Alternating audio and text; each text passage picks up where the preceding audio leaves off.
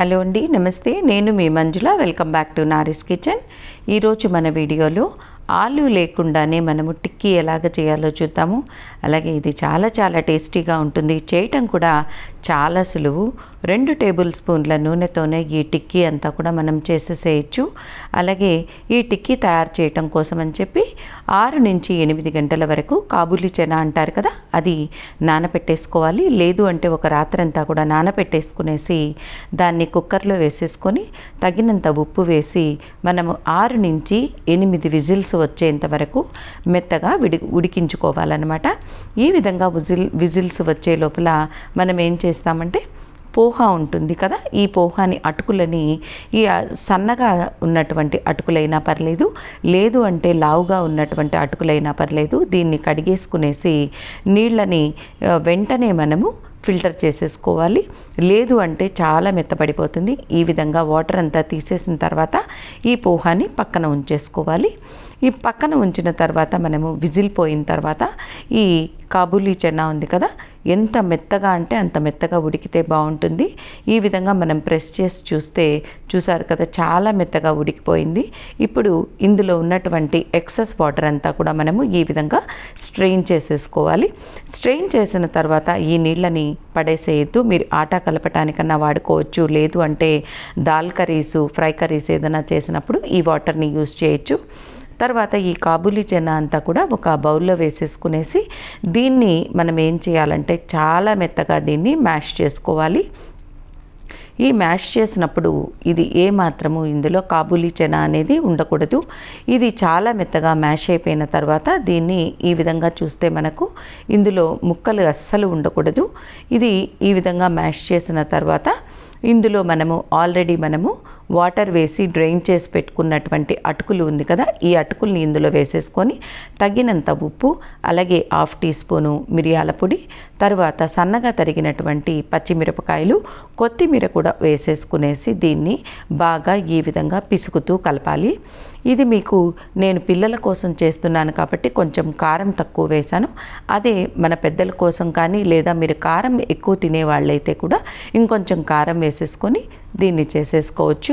దీన్ని ఈ విధంగా ప్రెస్ చేసి మనం రౌండ్గా టిక్కీ షేప్ తీసుకురావాలన్నమాట. ఈ విధంగా ప్రెస్ చేయాలి. ప్రెస్ చేసినప్పుడు ఎడ్జెస్ కూడా ఎక్కడ మీకు క్రాక్ అనేది ఉండకూడదు. క్రాక్ అనేది ఉండకుండా ఉండాలి అంటే ఈ విధంగా రౌండ్గా మనం ప్రెస్ చేసేసుకోవాలి. ఇది చాలా టేస్టీగా ఉంటుందండి, ఖచ్చితంగా ట్రై చేయండి. తర్వాత దీని మీద మనము 1 టీ స్పూన్ వరకు మైదా పిండి వేసేసుకునేసి దీన్ని మొత్తం టిక్కీలకంతా కూడా కోట్ అయ్యేట్లుగా చూడాలన్నమాట. లేదు అంటే మనకు ఫ్రై చేసినప్పుడు ఇది ఆయిల్లో అంతా విడిపోతుంది. ఖచ్చితంగా కార్న్ఫ్లోర్ కానీ, లేదు అంటే మైదాతో తప్పకుండా దీన్ని కోట్ చేయాల్సిందే అనమాట. ఇప్పుడు నేను షాలో ఫ్రై చేసి చూపిస్తాను. 1 టేబుల్ స్పూన్ నూనె వేసేసుకునేసి మనకు డీప్ ఫ్రై వద్దు అనేవాళ్ళు ఈ విధంగా షాలో ఫ్రై చేసుకోవచ్చు. కాకపోతే డీప్ ఫ్రై చేస్తే చాలా టేస్టీగా ఉంటుంది, కానీ షాలో ఫ్రై చేసినా కూడా టేస్ట్ బాగుంటుంది. పెద్దగా డిఫరెన్స్ అనేది ఏమీ ఉండదు. అలాగే ఇప్పుడు మీకు ఒక్కొక్క టిక్కీ డీప్ ఫ్రై చేసుకోవాలి. ఈ డీప్ ఫ్రై చేసేటప్పుడు ఏంటంటే ఆయిల్ అనేది హై టు మీడియం ఫ్లేమ్ మాత్రమే ఉండాలి. లోలో అస్సలు చేయొద్దండి, లేదంటే మీకు క్రిస్పీగా రాదు.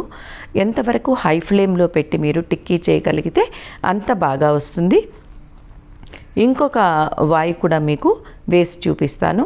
ఖచ్చితంగా కార్న్ఫ్లోర్ కానీ, మైదాతో కానీ కోటింగ్ అనేది తప్పకుండా ఉండాలి. అప్పుడే మీకు నూనెలో ఇది విడిపోకుండా ఉంటుంది. ఎందుకంటే మనము ఆలుగడ్డలు అనేది ఇందులో కలపకుండానే మనము టిక్కీలు చేస్తున్నాం కాబట్టి మనకు ఈ కోటింగ్ అనేది కంపల్సరీ ఉండాలన్నమాట. ఇది చాలా క్రిస్పీగా వస్తుంది. అలాగే మన వీడియో కనుక మొదటిసారి చూస్తూ ఉంటే, అలాగే సబ్స్క్రైబ్ కూడా చేసుకోకపోతే తప్పకుండా మన ఛానల్ని సబ్స్క్రైబ్ చేసుకోండి. అలాగే పక్కన ఉన్నటువంటి బెల్ ఐకాన్ కూడా ప్రెస్ చేస్తే లేటెస్ట్ వీడియో అప్డేట్స్ కూడా మీకు దొరుకుతుందన్నమాట. మీకు ఈ విధంగా నేను ఫోర్క్తో ఈ విధంగా రుద్ది చూపిస్తే ఎంత క్రిస్పీగా ఉందో మీకు అర్థమవుతుంది. ఇప్పుడు ఏం చేస్తామంటే దీన్ని పక్కన పెట్టేసుకునేసి 2 టేబుల్ స్పూన్ల వరకు ఫ్రెష్ కర్డ్ తీసుకోండి. అలాగే 1 టీ స్పూన్ వరకు చక్కెర పౌడర్ ఉంటుంది కదా, దీన్ని మిక్సీలో వేసేస్తే చక్కెర చక్కెరనే మనకు పౌడర్ అవుతుంది. ఆ చక్కెరని ఇందులో వేసేసుకునేసి బాగా కలిపేసుకోవాలి. ఇప్పుడు మనకు దీనికి పుల్లటి పెరుగు అస్సలు వాడద్దు, ఫ్రెష్ కర్డే వాడాల్సి వస్తుందన్నమాట. చూడండి, ఈ టిక్కీ ఇలా ప్రెస్ చేసినప్పుడు ఎంత చక్కగా మీకు ఓపెన్ అవుతుందో, లోపల కూడా మీకు చక్కగా ఉడికిపోతుందన్నమాట. ఇంకొక టిక్కీ కూడా ప్రెస్ చేసి చూపిస్తాను. చూడండి ఎంత క్రిస్పీగా ఉందో. మనకు ఆలుగడ్డలు లేకుండానే ఇది క్రిస్పీగా తయారైపోతుంది. ఇంట్లో ఒకసారి నాకు ఉడకపెట్టిన చెన మిగిలిపోయినప్పుడు నేను ఈ విధంగా ఎందుకు ట్రై చేయకూడదు అని చెప్పి ఈ రెసిపీ ట్రై చేశాను. ఇది చాలా బాగుంది, అందుకే నేను మీకు షేర్ చేస్తున్నాను. మనము చక్కెర కలుపుకున్నటువంటి కర్డ్ మిశ్రమం ఉంది కదా, అది ఇందులో వేసేసుకొని దానిపైన టమోటా కెచప్, అలాగే గ్రీన్ చట్నీ, మీకు ఇందులో ఎటువంటి మసాలాలు ఏదైనా కావాలంటే అది యాడ్ చేసుకోవచ్చు. ఇది నేను నార్మల్గా యాడ్ చేశాను. అలాగే ఆనియన్స్, బీట్రూటు, అలాగే ఉప్పు, రెడ్ చిల్లీ పౌడరు, అలాగే సన్నగా తరిగినటువంటి కొత్తిమీర, సేవ్ కూడా వేసేసుకునేసి ఈ విధంగా చూడండి ఎంత టేస్టీగా ఉందో ఇది. అంతే అండి, మన ఆలూ టిక్కీ రెడీ అయిపోయింది. అలాగే ఈ వీడియో కనుక నచ్చినట్లయితే please like, share and subscribe to Nari's kitchen. Thanks for watching.